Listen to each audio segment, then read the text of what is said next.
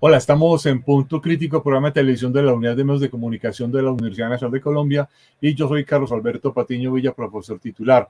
Uno de los puntos de debate más interesantes y más importantes, pero también a la vez más agudos y más críticos que hay en las ciencias sociales es lo que tiene que ver con los elementos cuantitativos. Es decir, no basta con hacer afirmaciones, sino que hay que tener pruebas de las afirmaciones. No basta con creer algo que se dice al respecto de un problema, sino que hay que tener demostraciones de lo que se dice con respecto a ese problema. Y en algunas de estas, de las áreas de las ciencias sociales, como en la historia, en la sociología, incluso en la antropología, y obviamente pues la economía, y ya vendrá el debate si la economía es o no una ciencia social, etcétera. Hay un debate importante por lo cuantitativo, y en ese debate hay un debate importantísimo sobre las cifras. Y en el caso de la historia, las cifras son fundamentales, porque la historia es mucho más que relatos literarios y requiere pruebas, y pruebas que sean demostradas fehacientemente. Este debate ha sido recientemente reabierto en el país con un historiador a quien hemos invitado hoy, que es el profesor Isidro Vanegas. Profesor Vanegas, muchas gracias por estar con nosotros en Punto Crítico.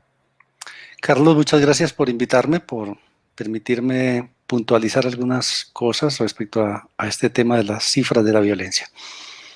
Usted publicó, el profesor Vanegas, hace poco un artículo en la revista Malpensante que se tituló Las cifras míticas de la violencia. Y allí acude a una serie de discusiones importantes. Quiero preguntarlo, quiero pedirle que nos haga una primera presentación de lo que usted planteó allí en aquel artículo, sobre todo porque ha sido fuertemente criticado e incluso lo han acusado de revisionista frente a la violencia en Colombia en distintos momentos de la historia nacional. ¿Qué fue lo que usted dijo en ese artículo, profesor Vanegas? Pues dije una cosa muy sencilla, que me asombra que le moleste a tanta gente. Dije que algunas de las cifras más emblemáticas de nuestra violencia están supremamente mal construidas, son cifras que no se sostienen, son cifras que han sido construidas sin ningún rigor y que han ganado una audiencia y un nivel de veracidad pues, que no se merecen, dado que justamente han sido construidas sin atenerse a ningún tipo de herramienta adecuada en las ciencias sociales para alcanzar un cometido como este de cuantificar unos fenómenos como han sido la guerra de los 1000 días, la masacre de las bananeras, la violencia de la década de 1950. Eso sencillamente fue lo que dije, que ahí había un problema, más que afirmar cuántos fueron en realidad los muertos, lo que estoy es tratando de cuestionar, de interrogar, de llamar al debate sobre esas cifras. Yo creo que esas y otras cifras de nuestra violencia merecen una consideración rigurosa, porque son un elemento fundamental del desciframiento de lo que ha sido esa violencia. Entonces, fue sencillamente eso. Y bueno, alguna gente que se molestó. Yo creo que esa molestia de mucha gente es parte de los interrogantes que hay que hacernos, porque hay una certeza tan grande, porque quienes se atreven, como en mi caso, quienes se atreven a poner en duda esas cifras, son tildados con esos adjetivos.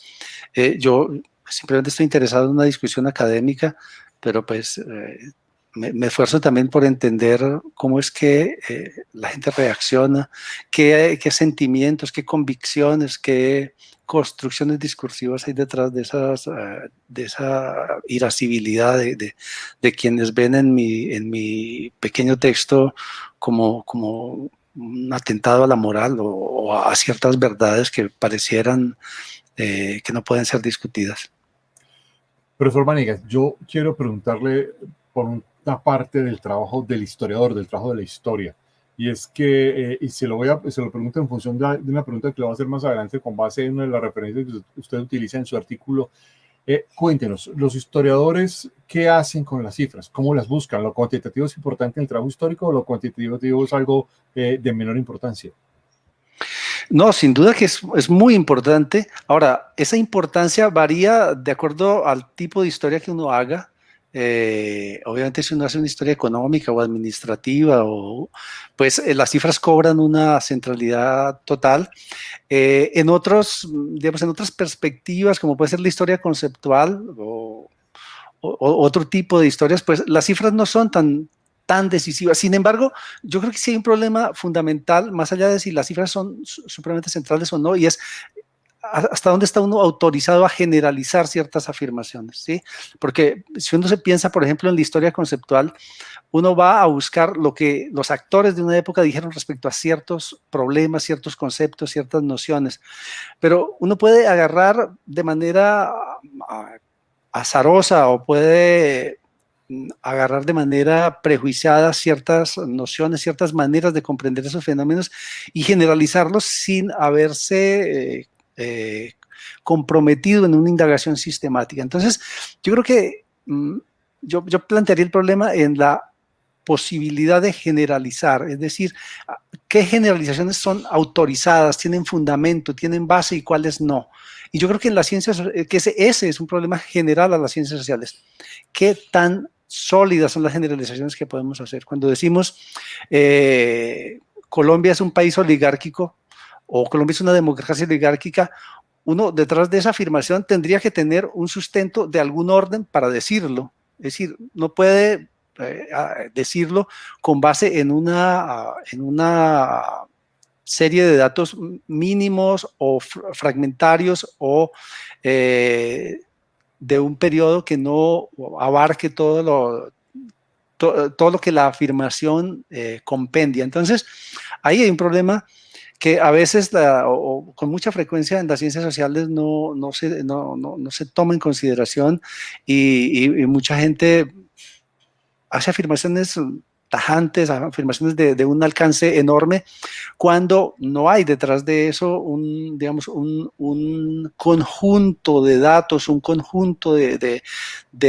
indicios que autorice a decir eso que uno a veces dice. Profesor Vanegas, este es un debate que solo ha sucedido en Colombia frente a las ciencias sociales y la parte o la perspectiva cuantitativa, ¿o es un debate que se da en muchísimas otras partes?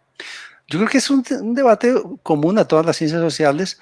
Incluso el tema de la violencia en esas grandes hecatombes de la humanidad, como puede ser el Holocausto, tiene que ver con esto que estamos diciendo, y es hasta qué punto se pueden establecer verdades oficiales, verdades que no admitan la duda respecto, por ejemplo, a las cifras de cuántas personas murieron víctimas de los campos de concentración nazis, por ejemplo. En Europa se ha querido,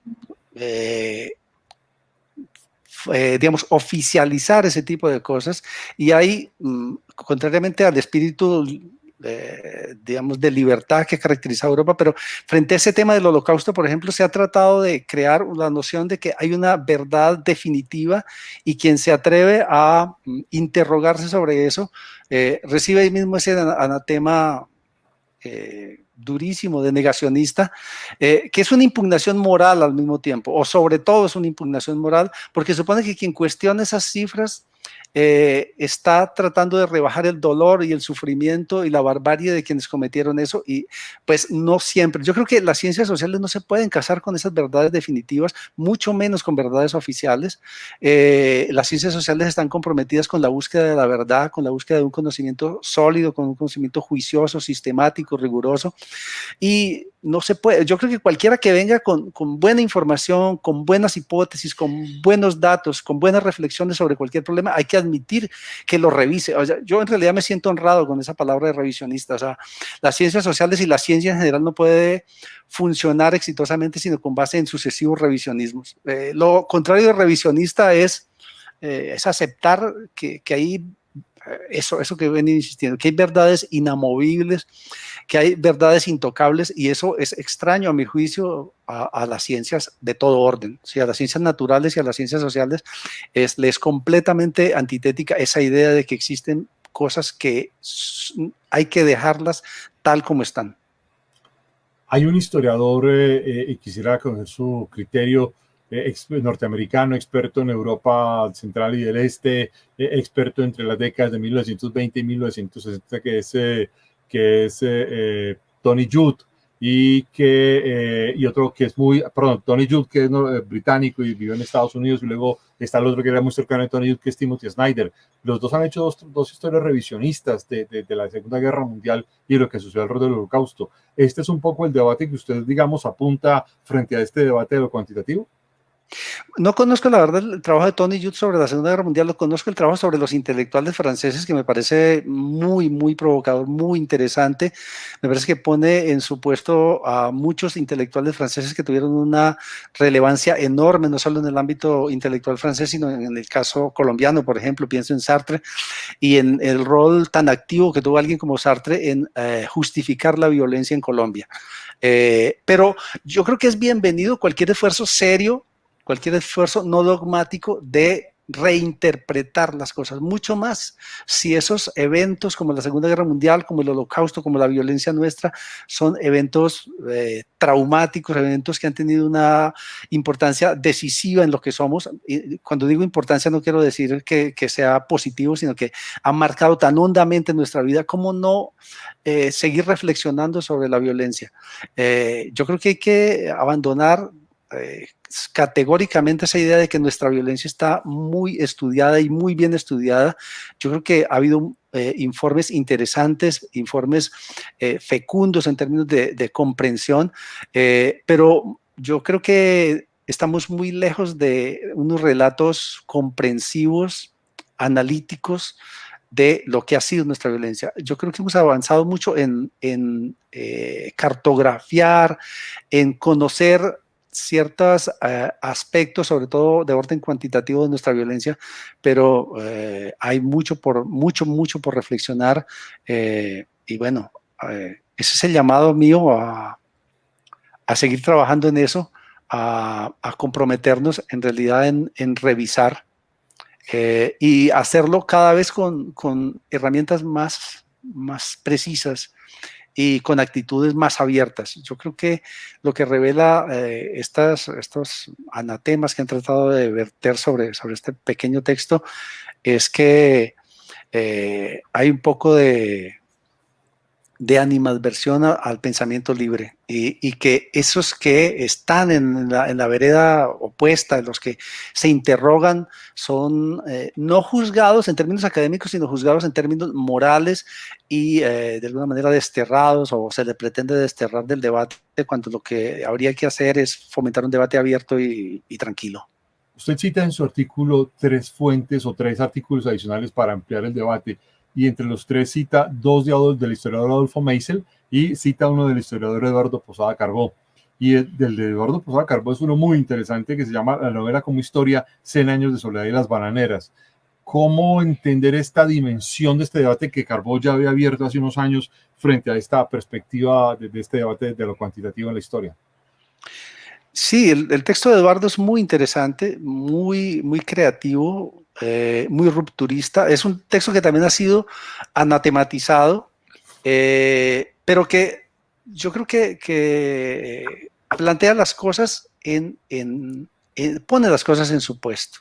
Y es que nos muestra cómo esa cifra, lo que yo llamo esa cifra canónica de los muertos, de los asesinados en la masacre de las bananeras, cómo esa cifra canónica surgió de un artificio literario, un artificio que es legítimo entre los literatos, que es decir, imponer, relatar con apego a la lógica de su propio relato, a la lógica de su propia narrativa, y en ese sentido pues lo hizo García Márquez con ese sentido hiperbólico que es propio de su narrativa, pues buscó hacer algo impactante con un tren de muertos, y pues le pareció que 3000 era el número que lograba ese dramatismo. Él mismo lo reconoce en el año 1990, y es el punto de arranque de ese texto de Posada, en el que muestra que hubo variaciones extraordinarias en el número de muertos, desde cifras muy bajas hasta cifras muy altas, pero todas ellas sin atenerse a ninguna estadística, a ningún conteo. Nadie fue a contar los muertos, ¿sí? Nadie hizo ni siquiera un trabajo a nivel administrativo para ir y registrar el número de muertos. Y entonces hubo y siguen existiendo todo tipo de conjeturas sobre ese número de muertos. Lo otro que es muy, muy importante en el texto de Eduardo es que muestra que, al contrario de lo que se cree, no hubo nunca una conjura del silencio para ocultar ese número de muertos.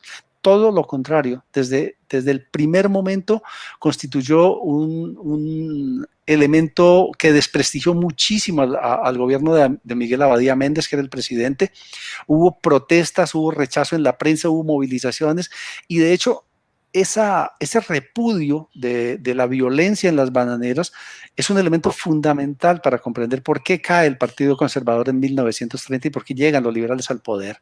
Y es que incluso en el conservatismo esa represión fue muy censurada e hizo que los conservadores perdieran un poco la confianza en que la mano dura podía, digamos, abonar el camino de una transformación positiva para el país. Entonces, el conservatismo se desinfla y uno de los elementos de esa desinflada de los conservadores de 1928 a 1930 es esa masacre, es el horror, es el repudio que le causa a la gente eso, en un momento, y esto es muy importante subrayarlo, en un momento en el que los colombianos en general estaban muy reticentes a validar la violencia política.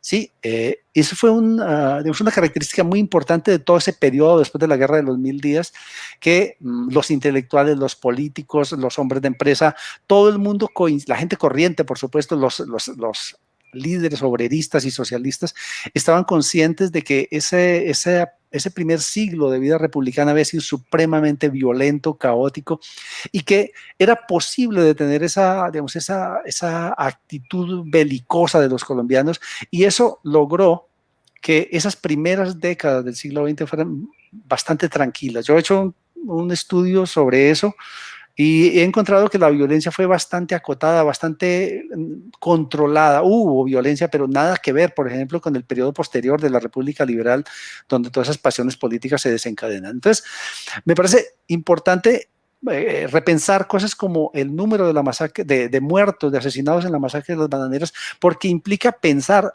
en qué circunstancias es que sucede esa masacre, que hace posible no el ocultamiento, sino el repudio de mucha gente, por ejemplo. Y muestra además, si uno va con un ánimo sereno y con un poquito de rigor, lo que encuentra es que en realidad eso que llaman la hegemonía conservadora, y que yo llamo, por el contrario, la república conservadora, fue bastante tolerante, bastante abierta. Los liberales tuvieron participación y no fueron excluidos en absoluto de manera sistemática de la escena política. Entonces, eso es relevante porque ese dramatismo de la masacre de las bananeras ha llevado a mucha gente a pensar que la república conservadora fue especialmente agresiva, especialmente violenta con los liberales, y eso en realidad no sucede. Yo invito a la gente a que estudie un poco con serenidad lo que fue esas 3 o 4 primeras décadas del siglo XX, y yo creo que se van a encontrar con un país bastante renuente a la violencia, cosa que no va a pasar, sobre todo en la década de 1940 en adelante, donde la escena pública se va a cargar de un lenguaje muy, muy violento que va a llevar, va a contribuir y va a vehicular la violencia efectiva, la violencia material. Profesor Vanegas, hay un aspecto que quisiera destacar del artículo de Posada Carbó, a ver si también incidencia en este asunto, es que Posada Carbó lo hizo muy claramente. El debate no es si la historia se convirtió en una fuente para la novelística, sino si la novela se convirtió en una fuente histórica. ¿Cómo entender esa dimensión? Yo creo que es una afirmación bastante interesante, bastante importante. No sé si en todas partes, pero en América Latina a veces se tiene la idea de que los novelistas han contado mejor la historia nuestra y nuestros problemas, y eso le ha dado esa proclividad a ver en los literatos una mejor capacidad de comprensión. Nos ha llevado al equívoco de creer que hay que fundar en ellos, en su narrativa, en su ficción, la narrativa de las ciencias sociales. O sea, cuando debería ser al contrario, cuando los historiadores, los sociólogos, los politólogos debieran estarle dando material a los hombres de letras, a los novelistas, para sus relatos. Es al revés. Parece que como si las ciencias sociales siguieran las huellas de los creadores de ficción y como si trataran de darle sustento a esa ficción a la que tienen todo el derecho de ponerle las cifras y los nombres y las características que quieran, porque es eso, ficción. Profesor Vanegas, le voy a hacer esta última pregunta, dado que el tiempo se nos va. ¿Ha recibido usted una respuesta como correspondería en el mundo contemporáneo a través de un artículo respecto al suyo?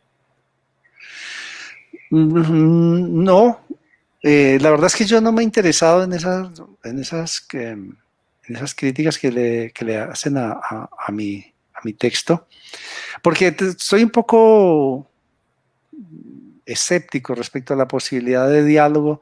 No sé si eso que fluye por las redes, toda esa agresividad sea expresión simplemente de este país tan agresivo. Y bueno, y yo pues veo noticias y ya me basta con la agresividad que se intercambian ahí los actores políticos. Entonces, soy más bien escéptico sobre la posibilidad en ese ambiente de intolerancia, de realmente poner a la gente a pensar. A veces soy un poco, no sé, o sea, a veces descreo de las posibilidades de las redes y de estos medios de crear el diálogo, porque a veces pienso que la gente va allí a buscar la ratificación de sus propias ideas, que va con una actitud de creyente, con una actitud de alguien que tiene fe y que va a alegrarse de los comentarios y de las ideas, de las formulaciones que ratifican lo que piensa y no a dialogar y a aprender y a poner en duda lo que saben. Yo creo que hay mucha fe. Eso, curiosamente, este mundo está lleno y no solo en las redes, el mismo mundo académico, está de mucha gente llena de fe. Y bueno, es difícil charlar con gente que tiene fe. Profesor Vanegas, muchas gracias por haber participado con nosotros en Punto Crítico y haber dado un punto de debate muy importante. Carlos, muchísimas gracias y insistiría en que lo mejor para este país es el diálogo reposado, el diálogo en lo mejor de los casos bien fundado, que el anatema no sirve. Ya estamos llenos de gentes y de espacios donde lo que hay es anatemas y no diálogo y reflexión. Eso creo que sería mucho más útil para nuestro país. Para todos ustedes queda planteado este debate de forma abierta, debate urgente y necesariamente riguroso frente a lo que pasa en el país. Muy amable, lo esperamos en una próxima edición de Punto Crítico.